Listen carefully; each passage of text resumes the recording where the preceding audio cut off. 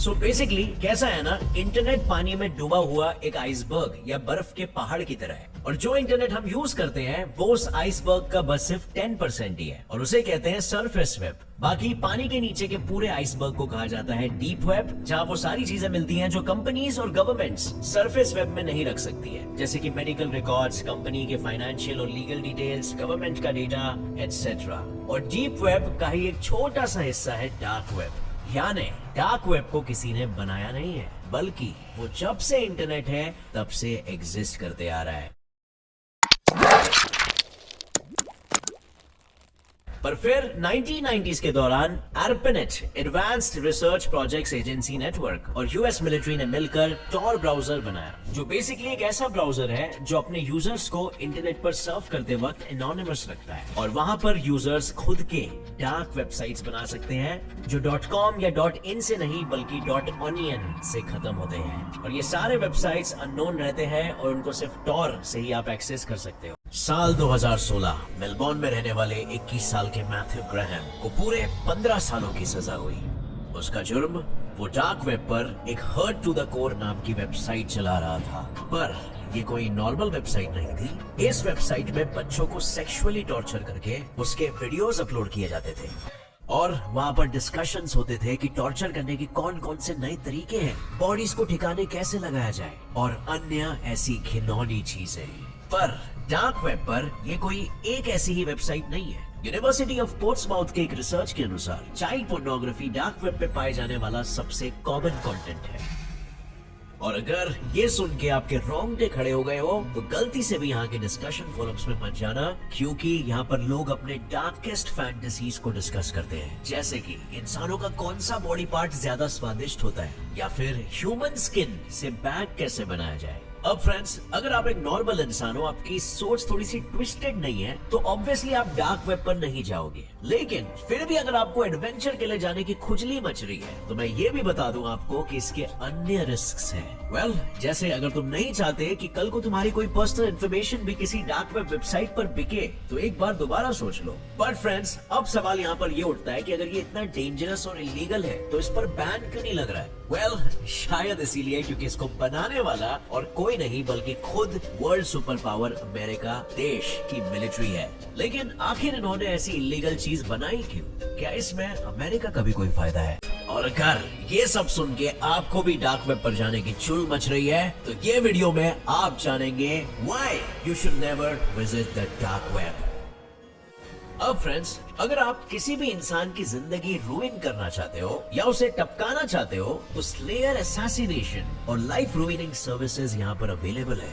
ये इतनी घटिया और वाहियात सर्विस है कि दूसरों की जिंदगी बिगाड़ेगी भी और उन्हें हमेशा के लिए उठा भी सकती है। तो बेसिकली इस सर्विस में आप किसी को ऑनलाइन सुपारी दे सकते हो, और ये सर्विसेज आपको डार्क वेब पर हर जगह पर नजर आएंगे। लेकिन इसके साथ अगर आपको दूसरी चीजें कुछ नजर आएंगी, तो वो है खरीदने के ऑप्शंस। चीजें जैसे कि drugs, fake licence, fake US citizenship, organs, इंसानों का मीट, यहाँ तक कि खुद इंसान भी। आप तो यहाँ पर किसी इंसान की पूरी आइडेंटिटी तक खरीद सकते हो, इंक्लूडिंग उस इंसान के credit card details, financial logins, email details, banking details और उसका ड्राइविंग लाइसेंस। लेकिन ये सब कुछ लोग खरीदते कैसे होंगे? क्योंकि डार्क वेब पे कोई पर्सनल बैंकिंग डिटेल्स देने का मतलब हैकर्स को खुलेआम अपने बैंक अकाउंट में घुसने का न्योता देना।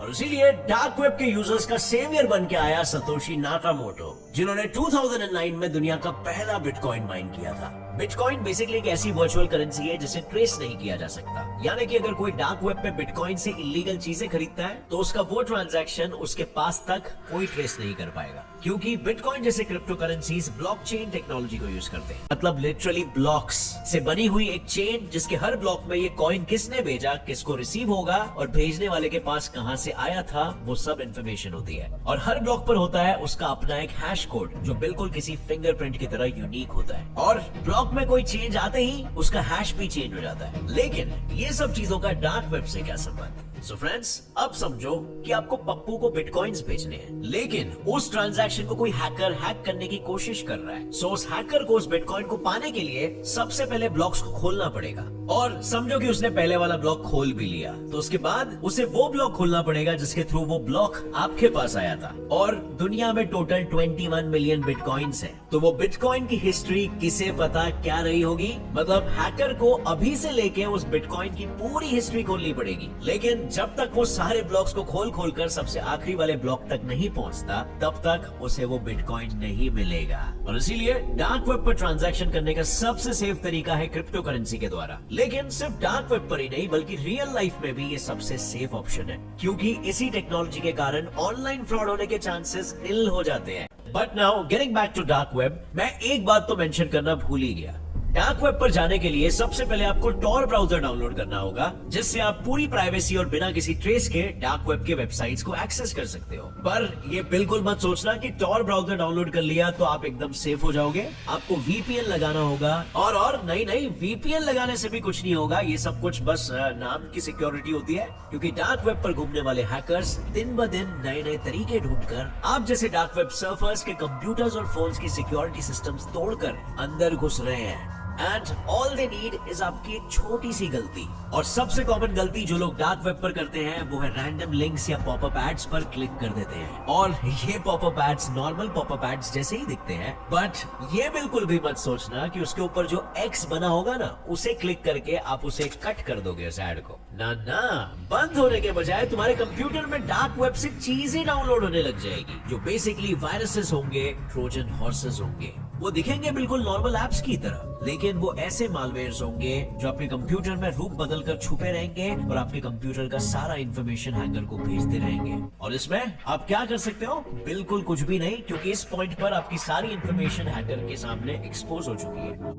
और इसीलिए किसी भी नौसीखिए को या रेगुलर इंटरनेट सर्फर को डार्क वेब पे जाने की गलती बिल्कुल भी नहीं करनी चाहिए। एक मिनट, क्या बोला?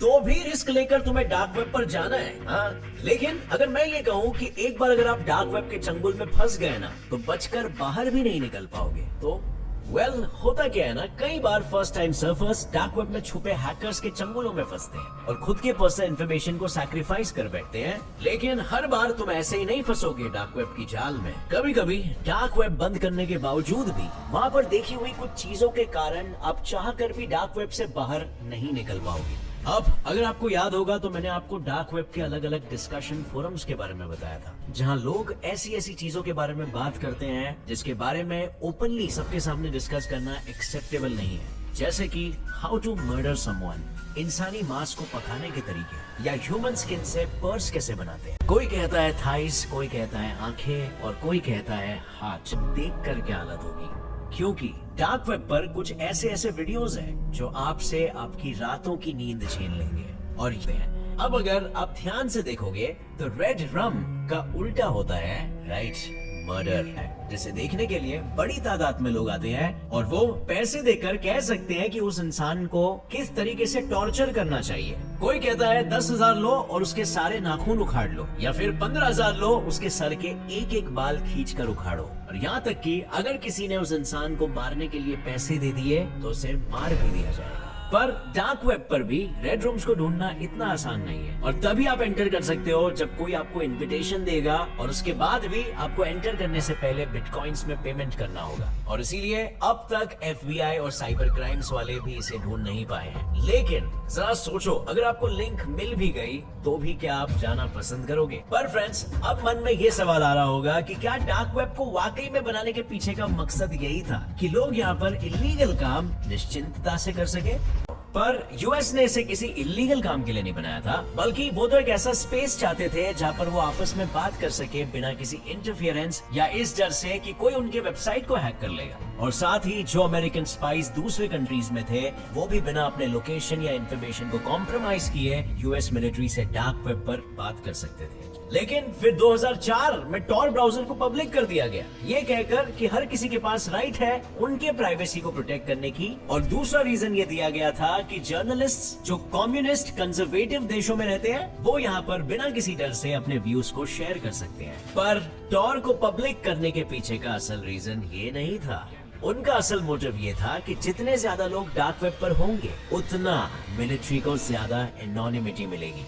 यानी अगर सिर्फ वो अकेले ही टॉर की किसी वेबसाइट पर डिस्कशन कर रहे हैं और किसी ने हैक कर लिया तो हैकर को आसानी से सब इन्फॉर्मेशन मिल जाएगी। लेकिन अगर डार्क वेब पर हजारों वेबसाइट्स और हजारों यूजर्स होंगे तो अगर गलती से भी कोई गवर्नमेंट डिस्कशन ढूंढ लेता है तो वो खुद ही श्योर नहीं होगा कि ये सच है या झूठ है। पर उन्हें खुद को भी इस बात का अंदाजा नहीं था कि डार्क वेब आगे चलकर इतना भयानक हो जाएगा, क्योंकि एनोनिमिटी मिलते ही dark web drug sellers, murderers, traffickers, hitman सबका अड्डा बन गया। अब भले मोटिव या रीजंस कुछ भी रहे हो, लेकिन आज के तारीख में डार्क वेब का ऑलमोस्ट 90% कंटेंट इलीगल या दिल दहला देने वाला है। फिर भी क्यों उसे बैन नहीं किया जा रहा है? एंड द रीजन इज क्योंकि इसे बंद करना इम्पॉसिबल है। क्योंकि डार्क वेब के ब्राउजर्स बहुत सारे रिलेज यूज करते हैं, यानी कि वो एक यूजर के आईपी एड्रेस को छुपाने के लिए उसे 3 अलग आईपी एड्रेसेस से जंप करके फिर सर्वर से कनेक्ट करवाते हैं। डार्क वेब एक बुरी जगह है, फिर भी ये पुलिस को बड़े बड़े क्रिमिनल्स को पकड़ने और बड़ी ड्रग डील्स को रोकने में हेल्प करता है, क्योंकि पुलिस खुद भी एनोनिमस बनकर अपनी आइडेंटिटी छुपाकर इसमें घुसती है। और कई देशों ने तो खुद के टास्क फोर्सेस बना दिए हैं जो 24/7 अंडरकवर रहकर डार्क वेब को मॉनिटर करते रहते हैं। ये वीडियोस के और उस साइट पे आने वाले यूजर्स को ट्रैक करते हैं। और इसी तरह से उन्होंने last year massive global dark web takedown में 197 लोगों को अरेस्ट किया। और कई बार जब एक्चुअल वेबसाइट के ओनर्स को पकड़ा जाता है तब वो उनसे उनके वेबसाइट पे आने वाले लोगों के डिटेल्स और आईपी एड्रेसेस निकलवाते हैं। यानी अगर तुम गलती से भी किसी दिन किसी गलत वेबसाइट पे चले गए और कल को उसका ओनर अगर अरेस्ट होता है तो तुम्हारे दरवाजे पर भी पुलिस की दस्तक हो सकती है। देखो फ्रेंड्स, अब मैंने तुम्हें डार्क वेब पे क्यों नहीं जाना चाहिए उसके सारे रीजंस बता दिए। मेरा फर्ज था, लेकिन आगे तुम्हारी मर्जी। अगर आपको फिर भी जाना है तो एटलीस्ट अपनी सिक्योरिटी का कड़क बंदोबस्त रखना और कभी भी अपने पर्सनल डिटेल्स को रिवील मत करना, किसी एड पे क्लिक मत करना और कुछ डाउनलोड मत करना। और अगर आप में से कोई भी पहले जा चुका है तो अपना एक्सपीरियंस नीचे कमेंट सेक्शन में बिल्कुल शेयर करना। और फ्रेंड्स, इस वीडियो से कुछ भी नया सीखने मिला तो एक लाइक जरूर ठोकना। As always, stay curious, keep learning and keep growing. Jai Hind!